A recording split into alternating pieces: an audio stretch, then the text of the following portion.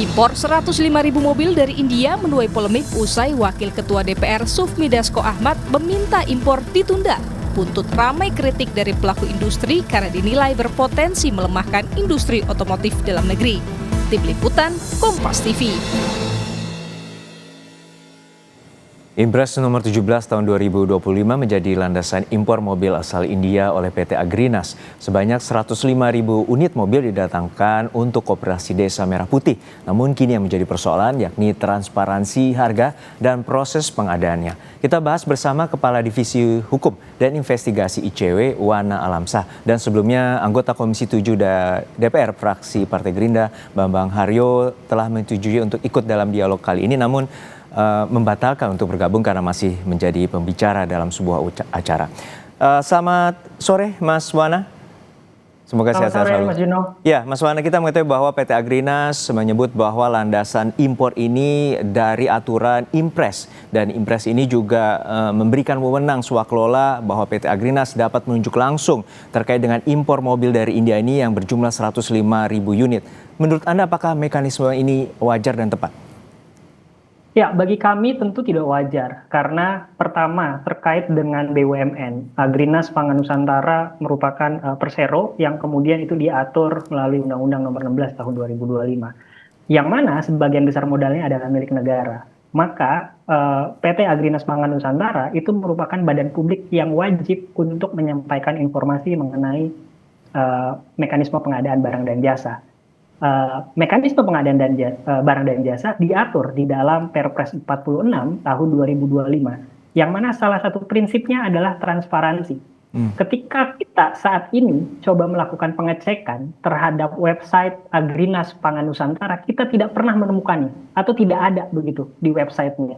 Sehingga ketika publik ingin mengetahui bagaimana mekanisme pengadaannya, apa justifikasinya, apa konsiderasinya berkaitan dengan pengadaan, ini kita tidak menemukan. Maka bagi kami ini yang menjadi pokok persoalan. Kenapa? Karena mekanisme pengadaan ini rawan untuk dikorupsi. Paling tidak berdasarkan catatan ICW 2019 sampai tahun 2023, terdapat 1.180-an kasus korupsi terkait dengan pengadaan yang menimbulkan kerugian negara 47 triliun. Maka ketika ada mekanisme pengadaan yang tidak transparan atau tidak terbuka, kami mengkhawatirkan akan ada potensi bancakan terhadap mobil ataupun apapun itu yang berkaitan dengan pembelian yang dilakukan oleh. Titik rawannya di bagian mana? Tentu kita mengetahui bahwa ini harganya lebih murah dibandingkan dengan produsen lain dan juga produsen dari lainnya juga belum mampu untuk memenuhi target dari Koperasi Desa Merah Putih. Oke, yang menarik adalah kita bicara tentang harga murah. Harga murahnya ini basisnya dari mana begitu? Karena kita tidak mengetahui berapa sih harga pabrikan di India sana begitu, yang kemudian ketika ditransfer ke Indonesia itu harganya seberapa besar, dan itu kan tidak pernah ada disampaikan oleh pemerintah begitu ya, per unitnya berapa dan lain sebagainya, sehingga margin tersebut itu yang kami khawatirkan berpotensi untuk di markup begitu. Nah, ini yang penting untuk juga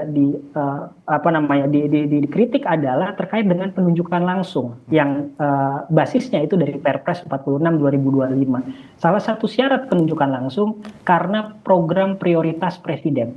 Bagi kami, penunjukan langsung ini pun juga menjadi metode yang berpotensi problematik dan berpotensi menimbulkan konflik kepentingan begitu, karena bicara tentang penunjukan langsung, kita tidak pernah penunjukan langsung terkait dengan program prioritas Presiden itu tidak ada minimal atau maksimal pagu anggarannya. Jadi kalau seandainya program prioritas Presiden itu anggarannya 100 triliun, maka itu bisa langsung ditunjuk siapapun penyedianya begitu. Ini yang menjadi kekacauan di dalam proses pengadaan yang seharusnya ini dapat menimbulkan value for money, efektivitas, efisiensi dan lain sebagainya. Begitu, Mas Juni. Iya, apakah Anda juga ingin mengatakan bahwa dengan mengejar target, tentu Impres ini berkaitan dengan percepatan Koperasi Desa Merah Putih, namun PT Agrinas mengenyampingkan terkait dengan industri dan juga transparansi tadi yang Anda sampaikan. Seperti itu, Mas Wana? Benar. Pertama, berkaitan dengan kita juga tidak boleh menutup mata ada industri lokal atau industri otomotif yang ada di Indonesia begitu.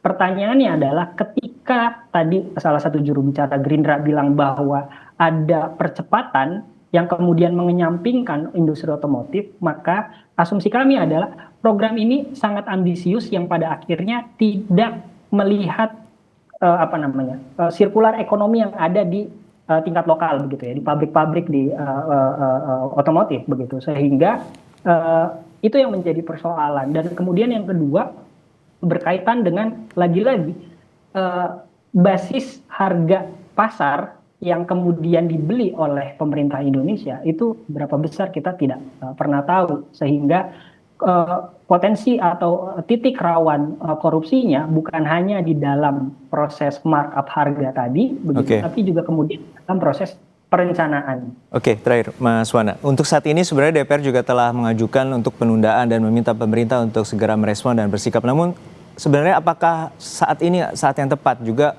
agar Presiden meminta langsung merespon terkait dengan permintaan penundaan ataupun juga berujung pada pembatalan?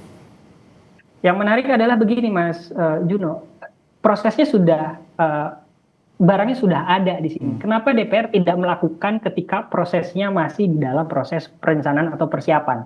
Gitu. Ketika sudah proses barangnya datang, lalu kemudian tentu ada konsekuensi logis yang timbul ketika barang ini tidak digunakan begitu. Jadi rasanya bagi kami langkah DPR tentu bagus di dalam aspek pengawasan, tapi rasanya cenderung kuat begitu. Harusnya bisa dilakukan ketika proses perencanaan atau pada saat pemilihan siapa yang seharusnya ditunjuk untuk bisa menyediakan mobil tersebut. Baik, kita nantikan bagaimana sikap pemerintah untuk bereaksi cepat agar polemik ini tidak berlarut-larut dan juga proses ini yang tengah berjalan dapat mengembalikan industri nasional, memenuhi soal transparansi dan juga membangkitkan juga terkait dengan proses percepatan koperasi Desa Merah Putih. Terima kasih sekali lagi Mas Wana Alamsyah, Kadif Hukum Investigasi ICW telah berbagi perspektif bersama kami di Kompas Petang.